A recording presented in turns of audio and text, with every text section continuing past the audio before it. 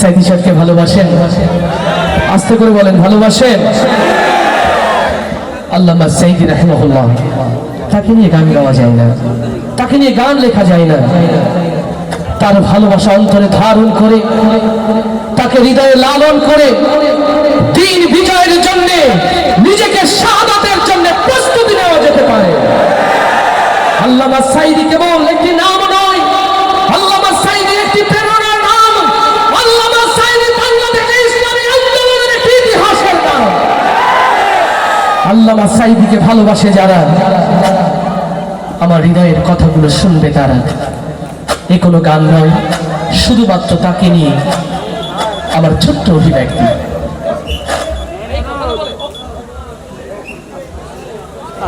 13 বছর ছিলে তুমি চার দেয়ালে বন্দী, জালিম শাহির সাথে তবু করনি তো সন্ধি। ইউসুফ নবীর মতো তোমায় দিল অপবাদ, দিনের কথা বলাই তোমার ছিল অপরাধ। 13 বছর ছিলে তুমি চার দেয়ালে বন্দী, জালিম শাহির সাথে তবু করনি তো সন্ধি। ইউসুফ নবীর মতো তোমায় দিল অপবাদ, দিনের কথা বলাই তোমার ছিল অপরাধ। অবশেষে হলে তুমি মাজলুম কয়েদি। আল্লামা সাইদি তুমি, আল্লামা সাইদি, আল্লামা সাইদি তুমি, আল্লামা সাইদি, আল্লামা সাইদি তুমি, আল্লামা সাইদি।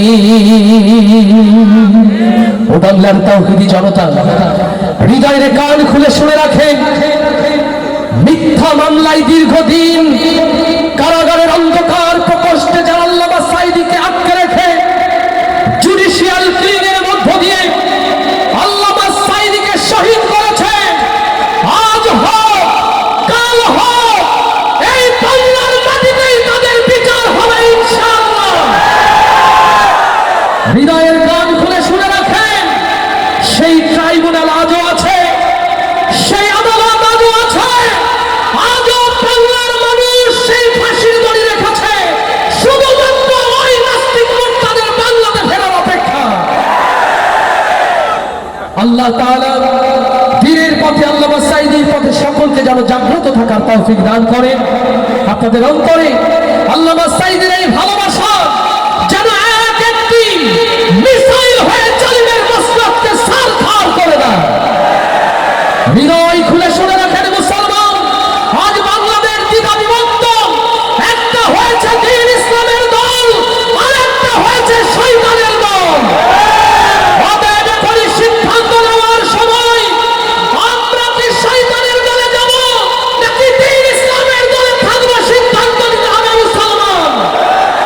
এই জমিনের ইসলাম থাকবে কি থাকবে না, এই জমিনে মুসলমানের তাজিম তামাদ্দুন থাকবে কি থাকবে না, আগামীতে সেই সিদ্ধান্ত বাস্তবায়নের জন্য যদি মাথায় কাপড়ের কাপড় বেঁধে রাজপথে রাখতে হয়, ওখানে বলেন মুসলমান, তার জন্য প্রস্তুত আছেন কারা কারা তাকবীর ধরে দিয়ে